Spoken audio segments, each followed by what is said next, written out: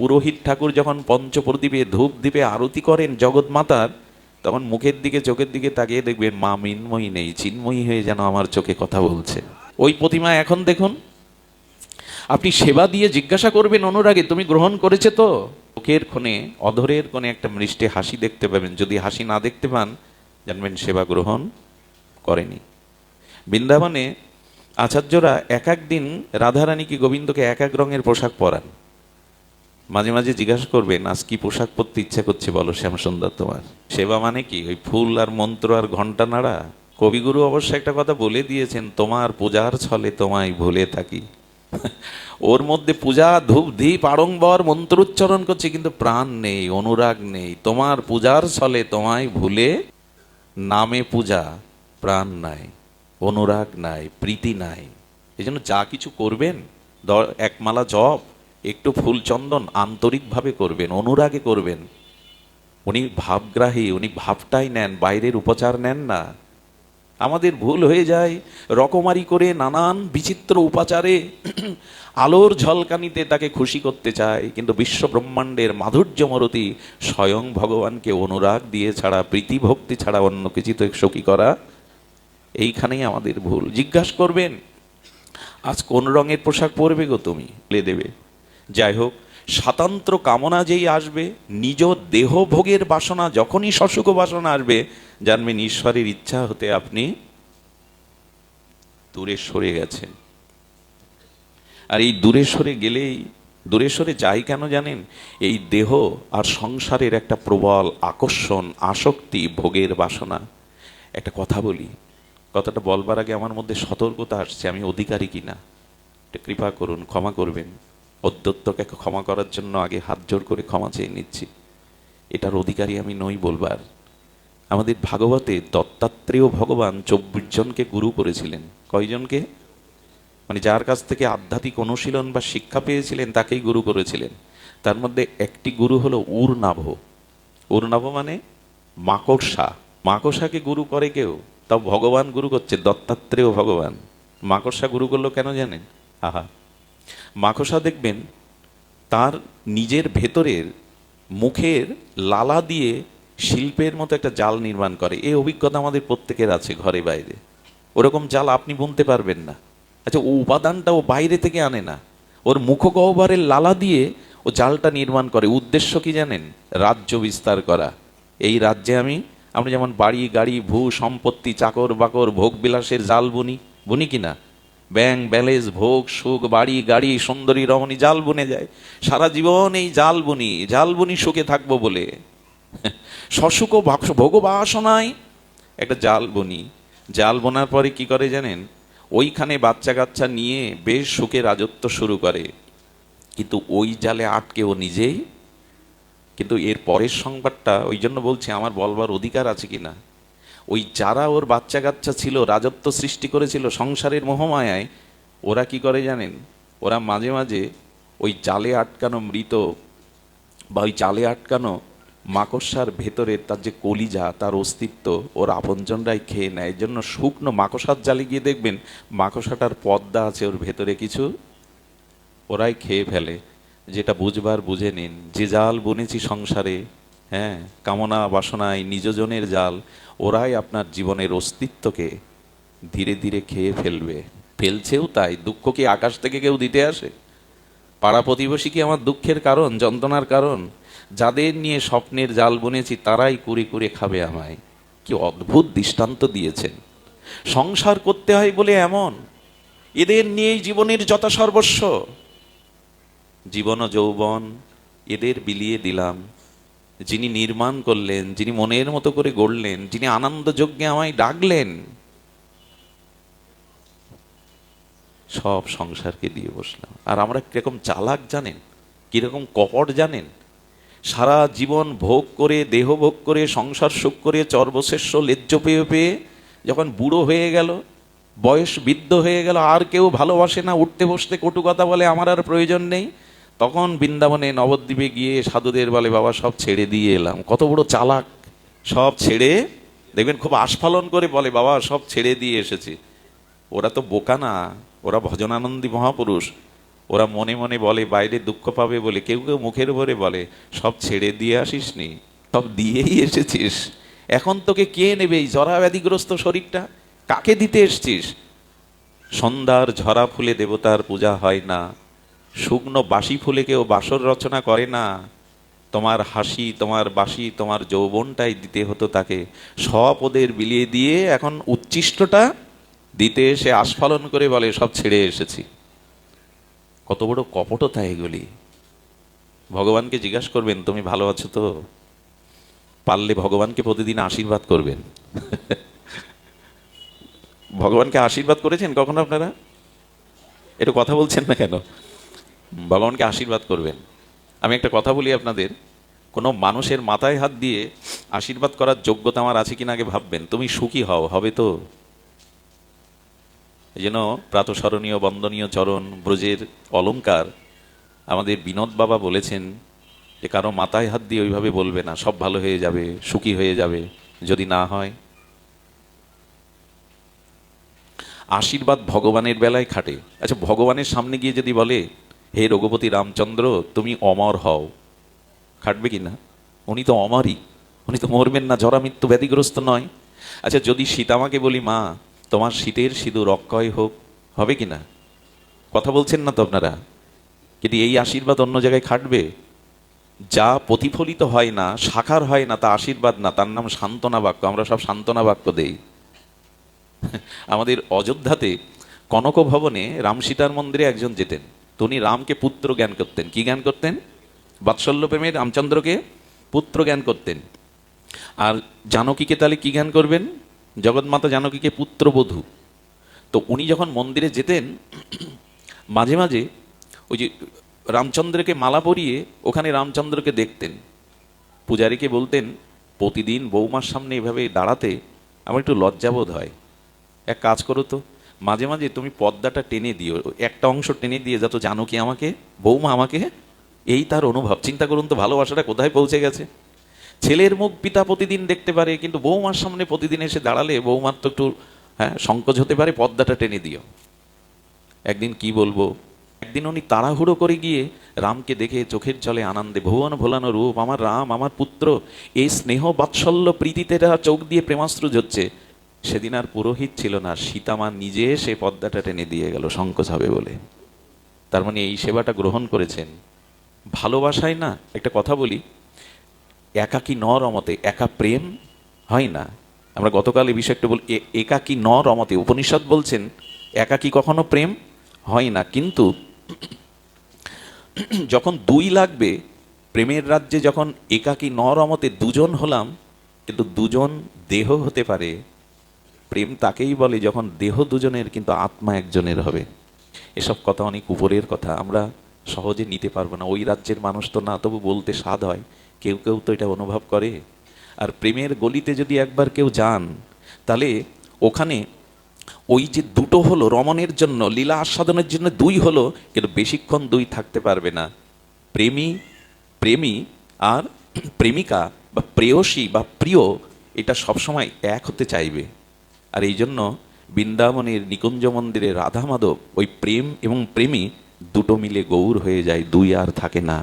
থাকে না কেমন জানেন? কি করে বোঝায়? প্রথমে পোশাকটা বাঁধা হয়। আমি যদি আপনাকে আলিঙ্গন করি এই মুহূর্তে, আপনার আমার পোশাক বাঁধা হয়, পোশাক খুলে ফেলুন।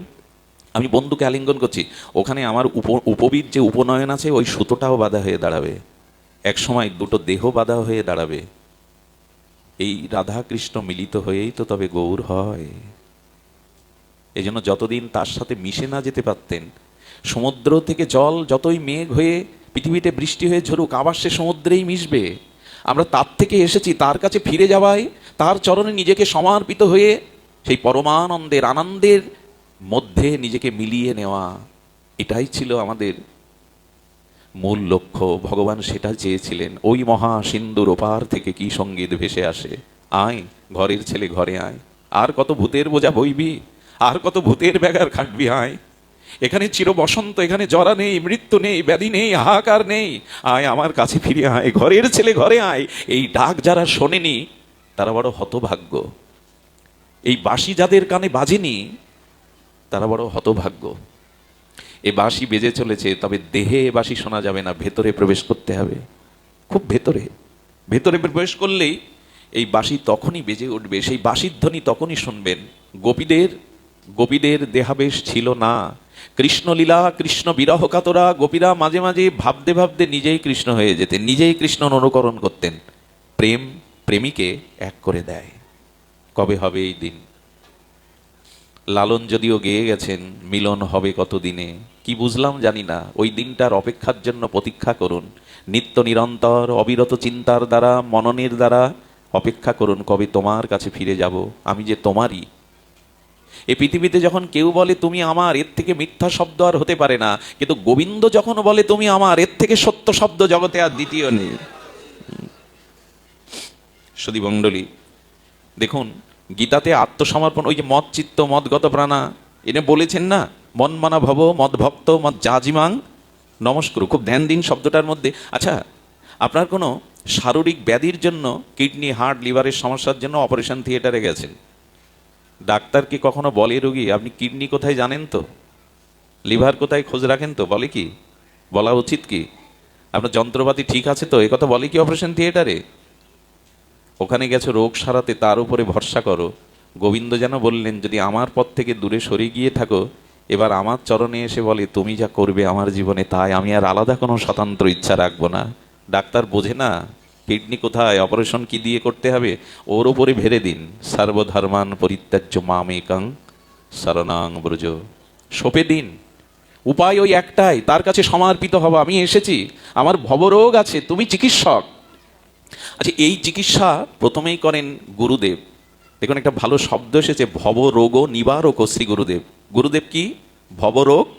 শুনছেন তো মায়েরা? গুরুদেবকে ভবরোগ নিবারক। আচ্ছা, ভবরোগের নিবারণকারী শ্রী গুরুদেব। আচ্ছা, ভবরোগটা কি? ভবরোগ কি? ভব মানে সংসার, আর সংসারের মূল রোগটা কি জানেন? পুনঃ পুনঃ মার গর্ভে প্রবেশ করা। এর থেকে বড় রোগ আর? পুনঃ পুনঃ মার গর্ভে প্রবেশ করা, এই যে জন্ম মৃত্যু আবর্তনে আসা, এর থেকে বড় ব্যাধি সংসারে? আচ্ছা, যদি মার গর্ভে না আসতাম কর্মফল ভোগ করতে হতো, মৃত্যুর স্বাদ নিতে হতো। তার মানে এই মার গর্ভে এসেছি মানেই এটাই হলো ভবরোগ।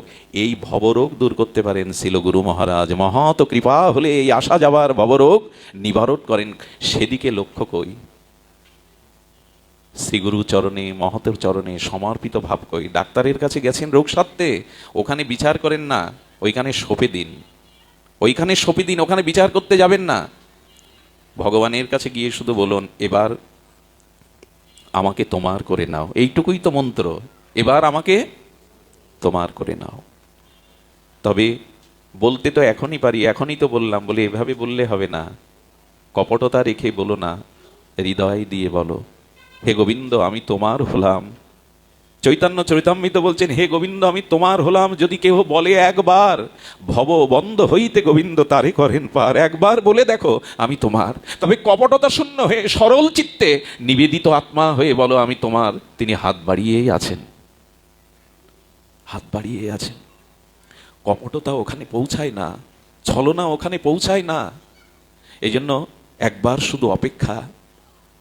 গোবিন্দ তুমি আমার, কিরকম জানেন? উত্তরার গর্ভে অভিমন্যু সেই অশ্বত্থামা ব্রহ্মাস্ত্র নিক্ষেপ করলে উত্তরা বলেছিল, প্রভু আমি নয়, পাণ্ডবদের উত্তরস্বরী হিসাবে তোমার ভজনের জন্য এই সন্তানকে তুমি রক্ষা করো। মাতৃগর্ভ মলমূত্রের দ্বার নরক সম যন্ত্রণা, এটা ভাগবতে আছে। মাতৃগর্ভে আমরা যখন থাকি, মলমূত্রের মাঝখানে একটা নরক। গোবিন্দ করলেন কি, ওই নরকরূপী মাতৃগর্ভে প্রবেশ করে ভক্তকে ব্রহ্মাস্ত্রের হাত থেকে রক্ষা করলেন। বলুন তো কেউ আছে এমন? আহা, মাতৃ জঠরে প্রবেশ করে অভিমন্যুকে, পরীক্ষিতকে, ভুল হচ্ছে, অভিমন্যু পুত্র পরীক্ষিতকে ভগবান রক্ষা করলেন। এমন এমন দরদি, এমন ভক্তবৎসল, এমন কৃতজ্ঞ ভগবানকে নিজেকে সমর্পণ করলাম না। এই জন্য গোবিন্দ বারবার বারবার সেই মূল কথা বলছেন, মনমনা ভব। তিনি বলছেন হ্যাঁ আমাকে মনটা দাও। আচ্ছা একটু লক্ষ্য করুন তো, হাত ওঠানোটা ক্রিয়া শক্তি, খুব ধ্যান দিয়ে শুনতে হবে। হাতটা তোলাটা, এই যে আমি হাতটা উত্তোলন করছি, এটা কি শক্তি? ক্রিয়া শক্তি। হাত একটি ইন্দ্রিয়, এটা যখন কাজ করছে তাকে ক্রিয়া বলে। অর্থাৎ হাত উত্তোলন হচ্ছে, এটা হলো ক্রিয়া শক্তি। হাতটা উঠলো কেন? ধ্যান দিচ্ছেন তো? হাতটা উঠলো কেন মানে ক্রিয়া করলো কেন? ইচ্ছা হয়েছে তাই। আমি কিছু বোঝাতে গিয়ে ইচ্ছা হয়েছে তাই হাতটা উঠেছে। মানে নিতাই গৌর বলতে গেলে তো হাতটা তুলতে হবে। তার মানে ক্রিয়া শক্তির পেছনে কি কাজ করেছে? ইচ্ছা শক্তি। তো ইচ্ছা শক্তি না কাজ করলে ক্রিয়া শক্তি ক্রিয়াশীল হয় না। আচ্ছা, ইচ্ছা শক্তির উৎপত্তি কোথা থেকে? জ্ঞান শক্তি থেকে। আপনার ভিতরে চেতনা রূপ জ্ঞান আছে, ওই চেতনা ইচ্ছা শক্তিতে ক্রিয়া শক্তিকে নির্দেশ করলো। না, কি করে বোঝায়? আজকে সকালে মনে হয়েছিল কালীবাড়িতে ভাগবত আস্বাদনের জন্য যাব। আপনার ভিতরে চেতনা না থাকলে এই জ্ঞানটা আসতো আজ ভাগবত আস্বাদনে যাব, আজ ভাগবত হবে, এই চেতনাটা জ্ঞান শক্তির ক্রিয়া। আর জ্ঞান শক্তিটা আপনার ইচ্ছা শক্তির ক্রিয়াতে সমর্পণ হয়েছে যে আজকে যাবই, যত কাজ থাক। আর ইচ্ছা শক্তি আপনার এখানে ক্রিয়া শক্তির দ্বারা এনেছেন। এখন ভালো করে লক্ষ্য করুন তো, ক্রিয়া শক্তি, ইচ্ছা শক্তি আর জ্ঞান শক্তি, এই ত্রয়ী শক্তির দ্বারা আমরা পরিচালিত হচ্ছি। এখন মূল কথাটা হলো ক্রিয়া শক্তিও থাকবে না, ইচ্ছাও শক্তিও থাকবে না যদি চেতন জ্ঞান শক্তি আমার মধ্যে না থাকে। ক্রিয়া করতে পারবে হাত পা মৃত ব্যক্তির?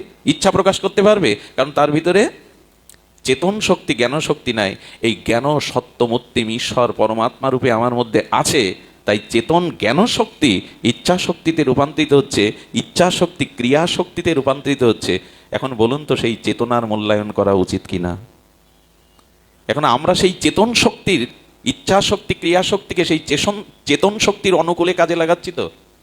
এভাবে ঝড়ের মতো বলে গেলে এসব কথা বোঝা যাবে না। এই কথা বুঝতে এই জীবাধমের 30 বছর লেগে গেছে, তবু তো বুঝিনি। হয়তো মুখস্থ করে বা আমরা জ্ঞান শক্তি ইচ্ছা শক্তিতে রূপান্তরিত হয়, ইচ্ছা শক্তি ক্রিয়া শক্তিতে রূপান্তরিত হয়। তাহলে তার ইচ্ছা শক্তিকে ক্রিয়া শক্তিকে সেই চেতন শক্তির দিকে ফিরিয়ে দিন।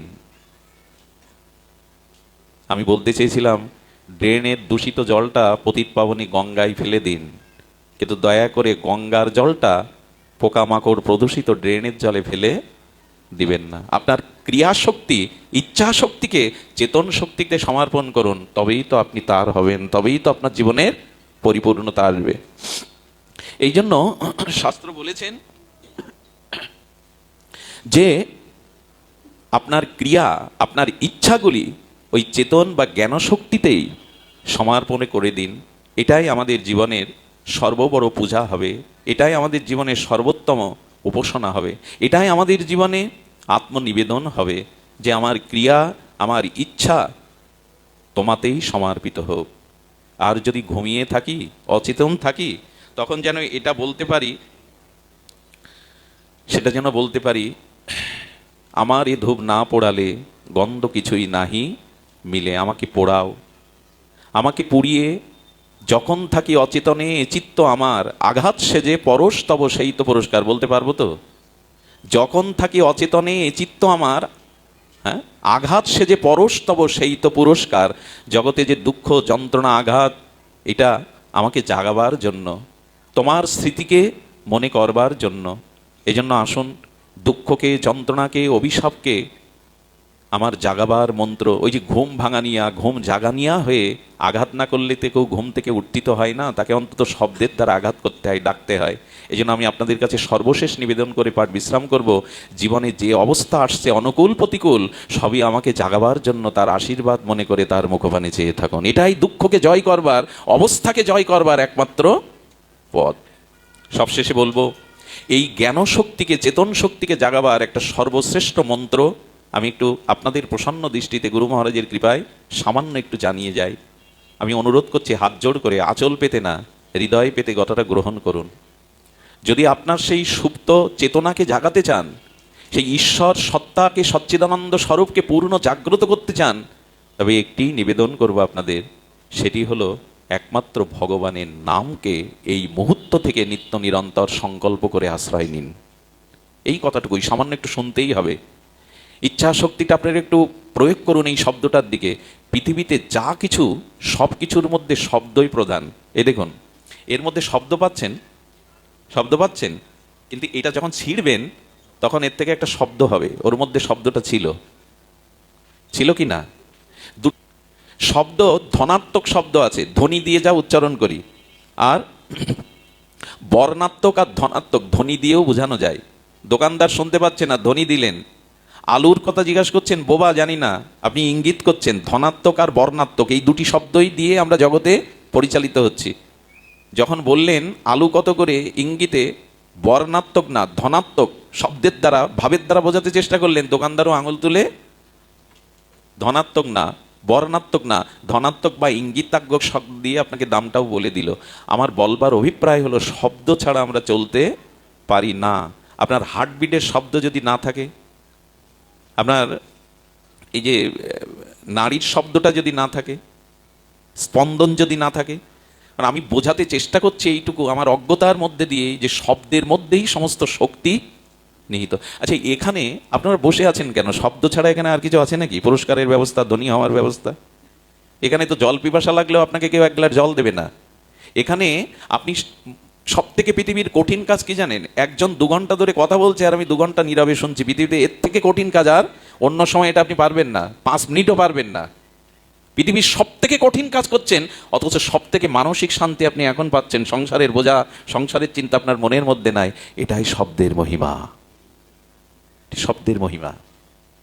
দেখুন, এই জন্য ধনাত্মক এবং বর্ণাত্মক শব্দাবলী সমস্ত শক্তির আধার। এই পৃথিবীর সৃষ্টির মূলেও শব্দ ব্রহ্ম, নাদ ব্রহ্ম, ওম। এই পৃথিবীর সৃষ্টির মূলেও এই নাদ ব্রহ্ম। এই জন্য শব্দকে ব্রহ্ম বলা হয়। এই